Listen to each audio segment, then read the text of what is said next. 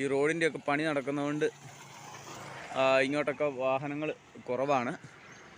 പിന്നെ ഈ ദിവസങ്ങളിലൊക്കെ കുട്ടികൾക്ക് എക്സാമൊക്കെ ആയതുകൊണ്ട് ആളുകളൊക്കെ കുറവാണ് കയറി വരുന്നത്. ഇതാണ് ഇവിടുത്തെ ഒരു zip line service. Giant swing, zip line, zip cycle, ഇതൊക്കെയാണ് ഇവിടെ ഉള്ളത്.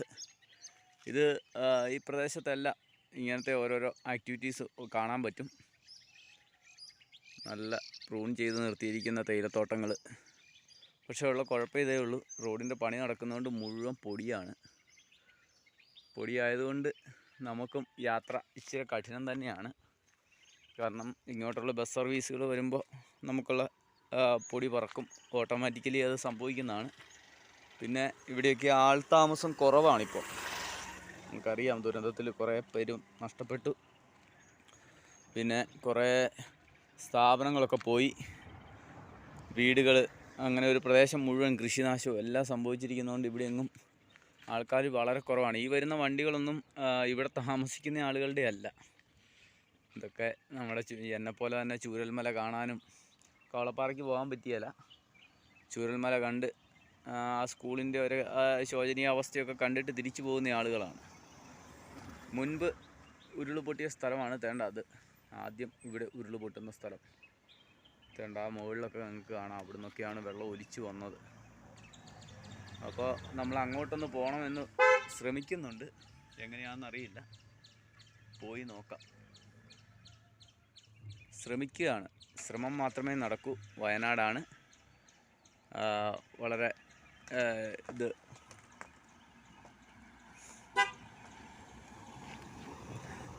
ഹലോ, നമസ്കാരം.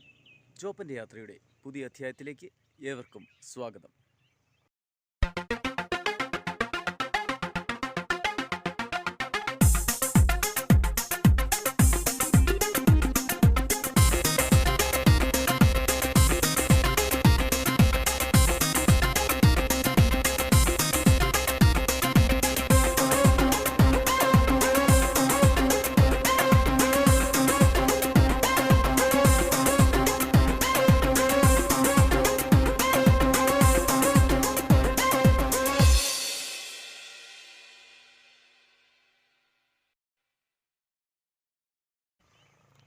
ഞാനിപ്പോൾ ചൂരൽമലയിൽ നിന്നും തിരിച്ചു പോരുകയാണ്. ഇനിയിപ്പോൾ സൂചിപ്പാറ വാട്ടർഫോൾസ് കയറുന്നില്ല. അതുകൂടാതെ നമ്മൾ ബോച്ചയുടെ ആ ഒരു 1000 ഏക്കർ ഉണ്ടല്ലോ, അങ്ങോട്ടേക്കാണ് പൊയ്ക്കൊണ്ടിരിക്കുന്നത്. അതിനിടയിൽ നമ്മൾ നിർത്തിയ സ്ഥലത്ത് വളരെ മനോഹരമായ തേയിലത്തോട്ടവും ജയൻറ്റ് സ്വിങ്ങിൻ്റെ ഒരു ഇതും ഒരു റോപ്പ് വേയും ഒക്കെ ഉണ്ട്. അപ്പോൾ ഇത് സൈക്ലിങ്ങിന് വേണ്ടിയുള്ള സംഭവമാണ്. അപ്പോൾ അതൊക്കെ കണ്ടിങ്ങനെ രാവിലെ യാത്ര തുടങ്ങിയിരിക്കുകയാണ്. യാത്ര തുടങ്ങാമെന്ന് പറയുമ്പോൾ നല്ല മനോഹരമായ കാഴ്ചകളിലൂടെയാണ് നമ്മൾ പോകുന്നത്. ഫുള്ള് തേയിലത്തോട്ടമായിട്ടുള്ള ഒരു പ്രദേശത്താണ് ഞാനിപ്പോൾ നിൽക്കുന്നത്. അതുകൊണ്ടോ, കിഴക്കുന്ന് സൂര്യനൊക്കെ ഉദിച്ചു വരുന്നേ ഉള്ളൂ. സമയം 8:30 ആയതേ ഉള്ളൂ. ആളുകളൊക്കെ ഇവിടെയൊക്കെ ഈ സമയത്തെങ്ങും ആൾക്കാർ കാണില്ല. കാരണം ഇപ്പോൾ നമ്മുടെ ദുരന്തബാധിത പ്രദേശം കാണാൻ വേണ്ടിയുള്ള ആളുകൾ വരുന്നത്. അപ്പോഴത്തെ ഈ സിപ്പ് ലൈനിൻ്റെ താഴെ നമ്മൾ സൈക്കിൾ വെച്ചിട്ട് ഒരു ആളെ കാണാൻ പോവുകയാണ്. വേറെ ആരുമല്ല, ചെഗ്വേര ശ്രീകുമാർ എന്ന് പറയുന്ന ആ വ്യക്തിയാണ്. ഇതാണ് ആ പുത്തുമല. ആദ്യത്തെ ഉരുൾപൊട്ടലിൽ ഒരുപാട് കുടുംബങ്ങൾ നശിക്കുക എന്ന് പറഞ്ഞാൽ നഷ്ടപ്പെട്ട ഒരു സ്ഥലമാണ് ഈ പുത്തുമല. അപ്പോൾ പുത്തുമലയുടെ മുകളിൽ അങ്ങേ ചെരുവിലാണ് അദ്ദേഹം താമസിക്കുന്നത്. അപ്പം നമ്മൾ അങ്ങോട്ട് പോവുകയാണ്. ഞാനും കുഞ്ഞിയും വരൂ, കുഞ്ഞിയും ഞാനിവിടെ പുത്തുമലയിലേക്കാണ് പോകുന്നത്. ആദ്യം ശ്രീകുമാരേട്ടനെ കാണാൻ പറ്റുമോയെന്ന് അറിയില്ല, കാരണം പുള്ളി മുകളിൽ കാണുമെന്നാണ് പറഞ്ഞത്. ഏതായാലും ഞാൻ മുകളിലേക്ക് പോവുകയാണ്. കുഞ്ഞ് പുറകെ വരുന്നുണ്ട്. നല്ല മനോഹരമായ പ്രദേശമാണ് അത്. കാലത്തിൻ്റെ വികൃതിയിൽ ആ പ്രദേശത്തൂടെയാണ് വെള്ളം ഒഴുകിപ്പോയത്. ഇതെല്ലാം പാടികളാണ്. പാടി എന്ന് പറഞ്ഞാൽ നമ്മുടെ ഇവിടുത്തെ ആളുകൾ ജോലിക്കാർ താമസിക്കുന്ന സ്ഥലമാണ് ആ കാണുന്നത് മുഴുവൻ. പാടി എന്ന് പറഞ്ഞാൽ ചിലടത്ത് ഇത് ലയങ്ങൾ എന്ന് പറയും. ഇടുക്കിയിലൊക്കെ ലയം എന്നാണ് പറയുന്നത്, ഇവിടെ പാടി എന്നാണ് പറയുന്നത്. അപ്പം നമ്മൾ ഈ വഴിയിലൂടെ നേരെ പോവുകയാണ്. അപ്പോൾ പോകുന്ന വഴിയിലെല്ലാം അഡ്വഞ്ചർ ആക്ടിവിറ്റീസിനുള്ള കാര്യങ്ങൾ നമുക്ക് കാണാൻ പറ്റും. ഇതൊരു സ്വിങ്ങിങ് പരിപാടി നടത്തുന്ന ഒരു സ്ഥലമാണ്. ഇപ്പോൾ ആൾക്കാരൊക്കെ വളരെ കുറവാണ് ഇങ്ങോട്ട് വരുന്നത്. പണ്ട് നമ്മുടെ താഴെ വെളരിമലയും ഒക്കെ കാണാൻ ആൾക്കാർ വന്നിരുന്നു. ഇപ്പോൾ ഇല്ല, ഇപ്പോൾ വളരെ കുറവാണ്. അവിടെ കണ്ട് തിരിച്ചു പോവുക എന്നുള്ള ഒരു ഇത് മാത്രമേ ഉള്ളൂ. കുഞ്ഞി ഇടീ ഇനി വന്നേ. പന്നി ഇറങ്ങിപ്പോയ വഴിയും പൂച്ച ഇറങ്ങിപ്പോയ വഴിയൊക്കെയാണ് അവൾ തപ്പുന്നത്. ഇടി ഒരുപാട് നടക്കാനുണ്ട്, നടന്നേ. ഇങ്ങനെ കറങ്ങി ആ ജീപ്പ് ഇരിക്കുന്നതിൻ്റെ മണ്ട ചെന്നാലേ ഉള്ളൂ അപ്പുറത്ത് ചെല്ലാൻ പറ്റൂ. പെട്ടെന്ന് നടന്നേ, പെട്ടെന്ന് വാ. അങ്ങനെ നമ്മൾ മുകളിലേക്ക് പോവുകയാണ്. വാ വാ വാ. ആ എന്താ ഇത്, കുറച്ച് മുമ്പോട്ട് ചെന്നിട്ട് നമുക്കിരിക്കാം.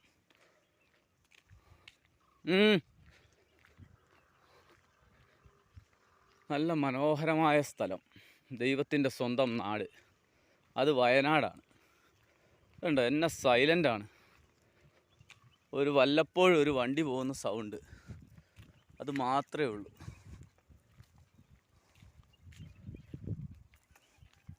പിന്നെ ഇവിടുത്തെ ഒരു പ്രത്യേകത ഞാൻ കണ്ടത്, ഈ ചെടി തളുക്കുന്ന സമയത്ത് പല മരത്തിനും പല കളറാണ്. വളരെ വെറൈറ്റി ആയിട്ടുള്ള കളറുകൾ കിട്ടുന്ന ഒരു സ്ഥലമാണ്, നിറച്ചുണ്ട്. അപ്പോൾ അത് കാണാനൊക്കെ വളരെ നല്ല രസമുണ്ട് കാണാൻ. ഒരു കാടിൻ്റെ പ്രദേശത്തോട്ട് നോക്കിക്കഴിഞ്ഞാൽ വളരെ വിചിത്രമായ ചെടികളും വളരെ വിചിത്രമായ കാഴ്ചകളുമാണ് നമുക്ക് കാണുന്നത്. കളറാണ് അതിൻ്റെ മെയിൻ. ഇതുണ്ട്, കൊളുന്തായി വരുന്നതേ ഉള്ളൂ. മൂന്നാമത്തെ കൊളുന്താവുമ്പം അത് വെട്ടാൻ തുടങ്ങും.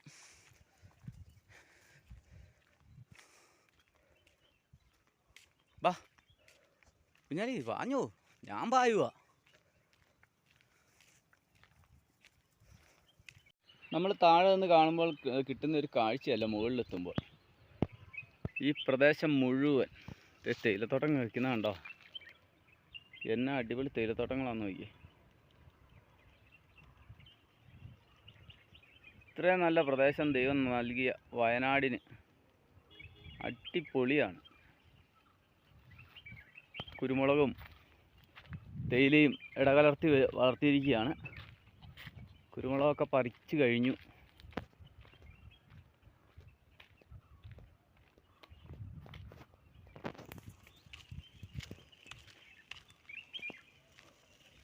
അപ്പോൾ പുത്തുമല ലക്ഷ്യമാക്കിയാണ് നമ്മൾ പോകുന്നത്. കുഞ്ഞിപ്പെണ്ണ് എനിക്ക് വഴികാട്ടിയായിട്ട് ഫ്രണ്ടിൽ തന്നെ പോകുന്നുണ്ട്. കുഞ്ഞിപ്പെണ്ണാണ് നമ്മുടെ വഴികാട്ടി. പാടി പുത്തുമല എത്താറായി. ഈ മലയും കഴിഞ്ഞ് ആ മല കഴിയുമ്പോഴത്തേനും പുത്തുമലയായി. പക്ഷേ ഈ പുത്തുമലയിലൊക്കെ താമസിച്ച ആളുകളെ സമ്മതിക്കണം. വാഹനമില്ലാത്ത ഒരുപാട് ആളുകളുണ്ടായിരുന്നു.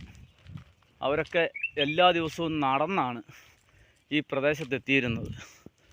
ഇപ്പോഴും 1-2 കിലോമീറ്റർ നടന്നാൽ മാത്രമേ ഉള്ളൂ നമുക്ക് പുത്തുമലയുടെ ഭാഗങ്ങളിലോട്ട് എത്താൻ പറ്റൂ. അതുമാത്രമല്ല, മലയോര മേഖലയുടെ ഒരുപാട് സ്ഥലങ്ങളിലോട്ട് അങ്ങനെ കഷ്ടപ്പെട്ട് വേണം എത്താൻ. അതൊരു മഴക്കാലമായി കഴിഞ്ഞാൽ റോഡുകൾ പകുതിയും ഇല്ലാതാവും. സൈഡ് കോൺക്രീറ്റിങ്ങോ അല്ലെങ്കിൽ തന്നെ ഇതുപോലെ മണ്ണിടിയുന്നതോ ഒക്കെ ആയിട്ട് ഒരുപാട് ബുദ്ധിമുട്ടുകൾ. പണ്ട് കാലത്തുള്ളവർ അതിലും ബുദ്ധിമുട്ട് അനുഭവിച്ചാണ്. ഈ കാലഘട്ടത്തിലും ബുദ്ധിമുട്ടുകൾ തന്നെയാണ് ഒരുപാട് പേര് അനുഭവിക്കുന്നത്. ഇതുണ്ടോ, വേനൽക്കാലമായതുകൊണ്ട് കവുങ്ങിന് തുരിശും കുമ്മായവും ചേർത്തടിച്ച് ബോഡോ മിശ്രിതം അടിച്ച് നിർത്തിയിരിക്കുകയാണ്. ബോഡോ മിശ്രിതം പണ്ട് റബ്ബറിന് അടിക്കുമായിരുന്നു. എൻ്റെ തൊഴിലായിരുന്നത്. പട്ടയുടെ താഴെ അടിച്ചു വിടുക. അപ്പോഴത്തെ നമ്മൾ കയറ്റമൊക്കെ കയറി ഇങ്ങനെ വരികയാണ്. അപ്പോൾ താഴെ റിസോർട്ടുകൾ കാര്യങ്ങളൊക്കെ പണിയുന്നതിൻ്റെ ഒക്കെ കാണാം.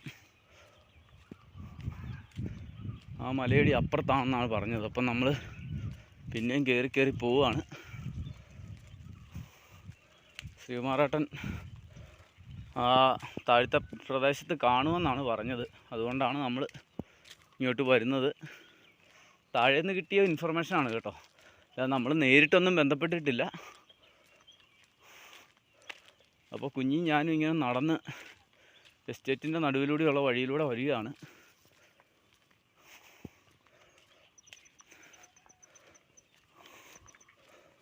അപ്പോൾ അവിടുന്ന് കണ്ട മല മുൻപിലാണ്.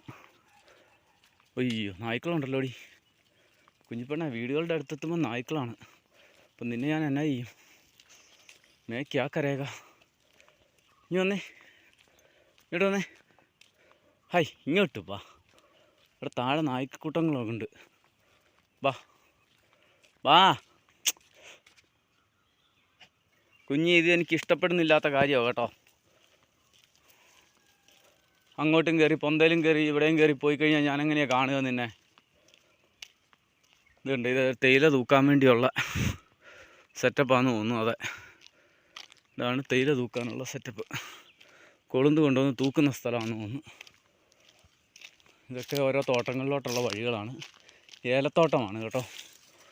അപ്പോൾ ഞാൻ ആദ്യമായിട്ടാണ് ഇവിടെ, പല വഴിയിലൂടെ നമ്മൾ സൈക്കിളിൽ പോയിട്ടുണ്ടെങ്കിലും ആദ്യമായിട്ടാണ് ഒരു ഏലത്തോട്ടം കാണുന്നത്. അപ്പോൾ ഏലവും കാപ്പിയും, ഇത് ഏലം, അവിടെ തേയില, ഇവിടെ കാപ്പി, പിന്നെ കുരുമുളക്. വാ വാ കുഞ്ഞി വന്നേ. ഇതുണ്ടോ വഴിയരികിൽ ഒരു കാപ്പി പൂത്ത് നിൽക്കുന്നു. മുകളിൽ ഏലത്തോട്ടമാണ്. അതിനുശേഷം ഏലത്തിൻ്റെ ഇടയിലൂടെ തന്നെ കാപ്പിത്തോട്ടം കാണാം. താഴെ എല്ലാം ഏലത്തോട്ടമാണ്. ഇടുക്കി വിട്ട് കഴിഞ്ഞ് ആദ്യമായിട്ടാണ് ഏലത്തോട്ടം കാണുന്നത്. ഇവിടെ ഏലത്തിൻ്റെ എന്നതിന് പറയുക, നാരെന്നല്ലല്ലോ, തിരി എന്ന് പറയുന്ന മുളകിൻ്റെയാണ്. വേറെ ഏതാണ്ടൊരു പേര് പറയും ഏലത്തിന്, ആ കായ്ക്ക് വരുന്ന ആ സാധനത്തിന്. ഇതുണ്ട്, ആനപ്പിണ്ടമൊക്കെ ഇവിടെ കിടപ്പുണ്ട് കേട്ടോ. ആന ഇറങ്ങുന്ന സ്ഥലമാണ്.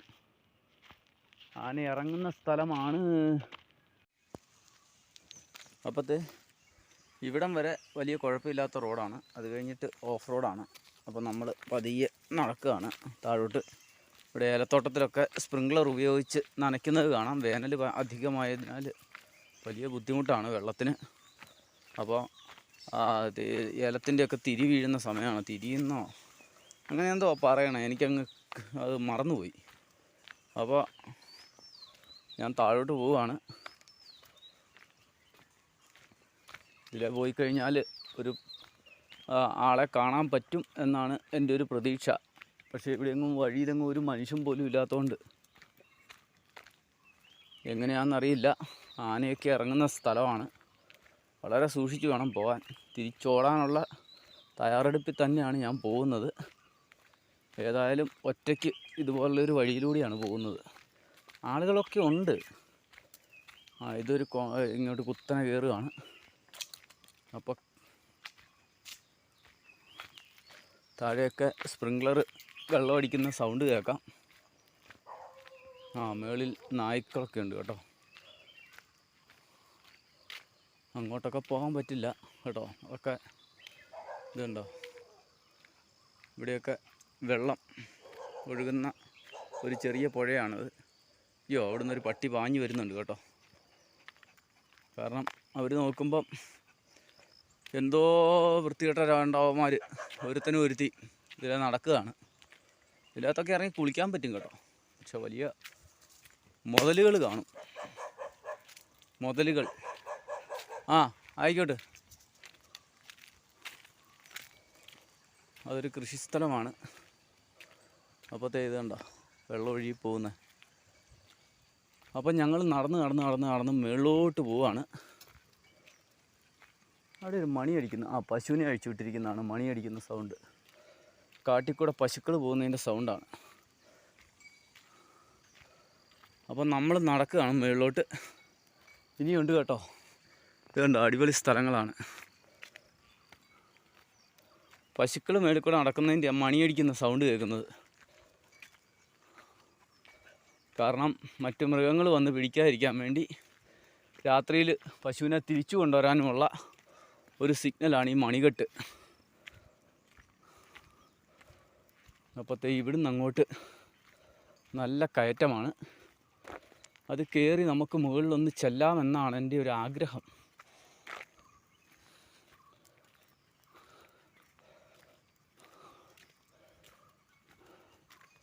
വ്യത്യസ്തമായ ചെടികളൊക്കെ ഉണ്ട്. ഈ ചെടിയുടെ പേര് എനിക്കറിയില്ല കേട്ടോ, സത്യമായിട്ടും അറിയത്തില്ല, അതുകൊണ്ടാണ്. പക്ഷെ നിങ്ങൾക്കൊക്കെ പെട്ടെന്ന് അറിയായിരിക്കും. ഒരു ബൈക്ക് താഴേന്ന് വരുന്നുണ്ടെന്ന് തോന്നുന്നു. അങ്ങനെയാണ് പുള്ളി എവിടെയാണോ താമസിക്കുന്നത് ദൈവത്തിനറിയാം. അതൊന്നുമല്ല, ഒന്നും അറിയാൻ മേലാതെ കയറിപ്പോന്നതാണ്. ഇവിടെയും ഒരു മനുഷ്യക്കുഞ്ഞ് പോലും ഇല്ല. അതാണ് അതിലും വലിയ കഷ്ടം. അവിടെ ഒരു വീട് കാണുന്നുണ്ട്, വേറെ ഒന്നും കാണുന്നില്ല.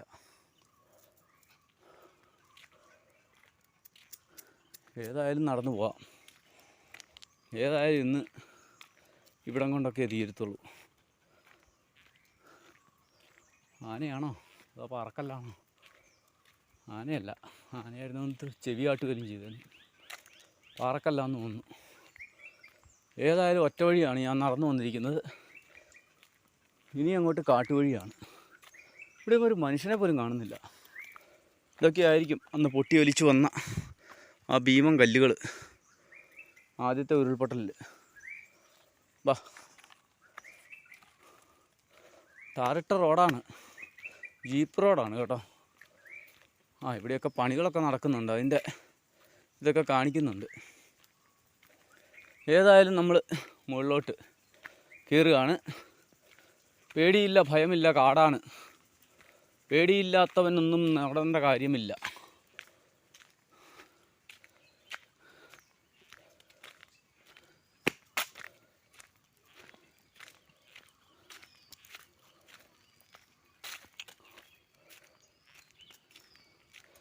ഈ ശ്രീകുമാറിയേട്ടൻ താമസിക്കുന്ന എവിടെയാണ് ആർക്കേലും അറിയോ? കിളികളെ, നിങ്ങൾക്കറിയുമോ? ആനകളെ, പാമ്പുകളെ, ഇവിടെ എവിടെയോ ആണ്. അയ്യോ, ഇനിയും കിടക്കുന്നു. Kilometre by kilometre. അതോ വഴി തെറ്റിയോ? ഇത് കണ്ടോ, ആനപ്പിണ്ടം കിടക്കുന്ന കണ്ടോ? ഇത് അമ്പലത്തിൽ ഉത്സവത്തിന് ആനയെ കൊണ്ടുവന്നതല്ല, ഇതൊക്കെ വൈകിട്ട് ഇറങ്ങുന്ന ആൾക്കാരാ. ഇതിലെ വന്നിട്ടുണ്ടല്ലോ സാള്. ഇത് കണ്ടോ, ചവിട്ടി മതിച്ചിട്ടിരിക്കുന്നതുണ്ടോ?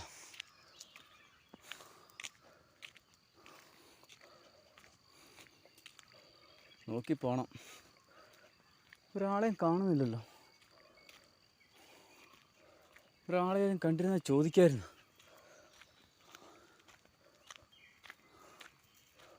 ഒരു വണ്ടിയുടെയൊക്കെ ഹോണടി കേൾക്കുന്നുണ്ട് എന്നല്ലാതെ ആരെയും കാണുന്നില്ല. ഇത് കണ്ടോ, ഫെൻസിങ് ഇട്ടിരിക്കുന്നത്, തോട്ടത്തിൽ ഫെൻസിങ് ഇട്ടിരിക്കുന്നതാണ്. അപ്പോൾ ഫെൻസിങ് ഉള്ളതുകൊണ്ട് ആനകളെല്ലാം ആ താരി കൂടെ, അത് ആനത്താരിയാണെന്ന് തോന്നുന്നു, ആ താരി കൂടി ഇറങ്ങിയിട്ട് വെള്ളം കുടിക്കാൻ വേണ്ടി താഴോട്ട് വരുമ്പോൾ അവർ ഈ വഴിയിലങ്ങ് നിൽക്കും. ഓടാൻ റെഡിയായിട്ടാണ് ഞാൻ പോകുന്നത്. എപ്പോൾ വേണേലും ആന വരാം. കടുവയുടെയും ആയിരിക്കും. ഒരുത്തി മണം പിടിക്കുന്നുണ്ട്. ആരെയാണെന്നൊരു വൃത്തമില്ല. ഏതായാലും നമ്മൾ ഒറ്റപ്പെട്ട സ്ഥലത്താണ് എത്തിയിരിക്കുന്നത്. ഇവിടെ ഫെൻസിങ് അടിച്ചിട്ടുണ്ട്. ഇച്ചം കൂടി മുകളിൽ പോയി നോക്കാം. അവിടെ 1-2 വീട് പോലെയൊക്കെ കാണുന്നുണ്ട്. നോക്കട്ടെ, കോട്ടേജാണോ എന്നാന്ന്, അതോ ഇനി ആനയ്ക്ക് തീറ്റ കൊടുക്കുന്നതാണോ അറിയണ്ടേ. മേളത്തെ മലയിൽ നിന്നാണ് ഏതൊക്കെയാലും എല്ലാവരും വെള്ളം കൊണ്ടുപോകുന്നത്, അത് മാത്രം അറിയാം. ഇവിടെയൊന്നും ആരുമില്ല കേട്ടോ, ബുക്കിംഗ് ഇല്ല. പുലിയുണ്ട്, കടുവയുണ്ടെന്നൊക്കെ പറയുന്ന സ്ഥലമാണ് കേട്ടോ ഞാൻ ഈ വന്നിരിക്കുന്നത്. ഏതായാലും ഒന്നെങ്കിൽ പുലിക്ക് ആഹാരം, കടുവയ്ക്ക് ആഹാരം, അല്ലേ ശ്രീകുമാരേട്ടനെ കാണും. രണ്ടിലൊന്നും നടക്കും. പുള്ളി എവിടെയാണ് താമസിക്കുന്നത് ദൈവത്തിന് മാത്രമേ അറിയത്തുള്ളൂ. ഇവിടെയാണെങ്കിൽ നെറ്റ്വർക്കും ഇല്ല. നോക്കട്ടെ, മേളി വല്ലതും ഇതുണ്ടാവും. കുത്തനെയുള്ള മലകളാണ്. ഏതൊക്കെയാലും ഇവിടെ ആളുണ്ട്, അതറിയാം. സ്പ്രിങ്ക്ലറൊക്കെ വർക്ക് ചെയ്യുന്നുണ്ട്. ഇങ്ങനെ ക്രോസ് ചെയ്ത് അങ്ങനെ പോയി അത് ആ വീട്ടിലോട്ട് പോകുന്ന, ഇതങ്ങനെ ആ തോട്ടത്തിലോട്ട് പോകുന്ന. ഈ പുള്ളി എവിടെയാ ആർക്കറിയാം.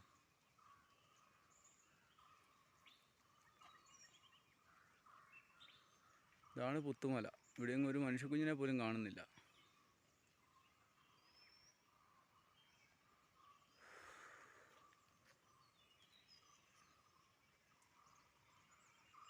ഉള്ളിലാണ് കേട്ടോ, ഏകദേശം 1.5-2 കിലോമീറ്റർ ഉള്ളിലാണ് ഞാനിപ്പോൾ ഉള്ളത്.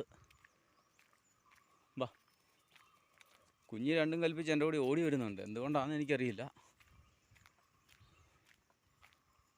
പാറയാണോ ആനയാണോ, സൂക്ഷിച്ച് വേണം പോകാൻ.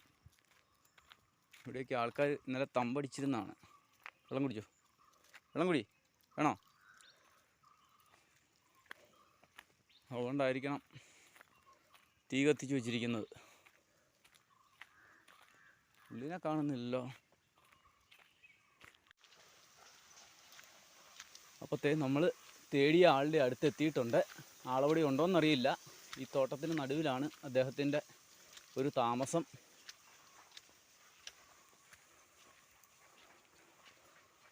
ഏതായാലും നമ്മൾ മുകളിലോട്ട് കയറി പോവാണ്.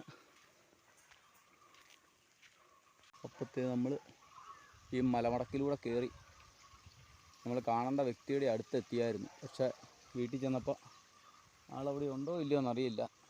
വിളിച്ചു നോക്കിയിട്ടൊന്നും ആളെ കിട്ടുന്നില്ല. അപ്പോൾ നമ്മൾ ഈ വഴിക്കാണ് കയറിപ്പോയത്. ഈ എസ്റ്റേറ്റിൻ്റെ ഉള്ളിലാണ് പുള്ളി താമസിക്കുന്നത്.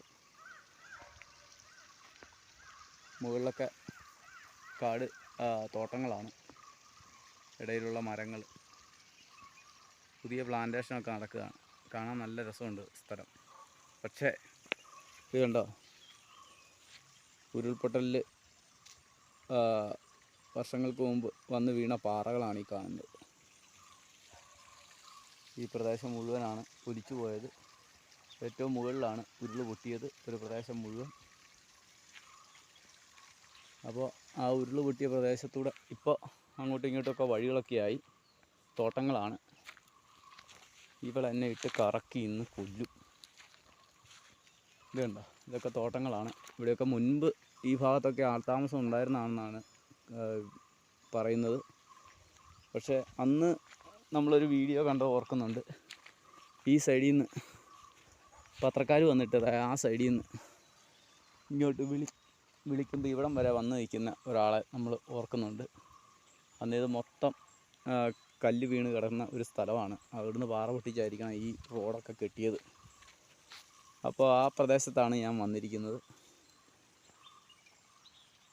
അക്കരെ നിന്നിട്ട് ഇങ്ങോട്ട് വിളിക്കുന്ന ഒരു സീനുണ്ട്. അതിൻ്റെ മലയുടെ മുകളിൽ ഇവിടെ എല്ലാം തകർന്നു കിടന്ന സമയത്ത് ആ മണ്ണെല്ലാം ഒലിച്ചു വന്ന് ഈ സൈഡെല്ലാം എടുത്തു പോകുന്ന ഒരു സമയമുണ്ടായിരുന്നു.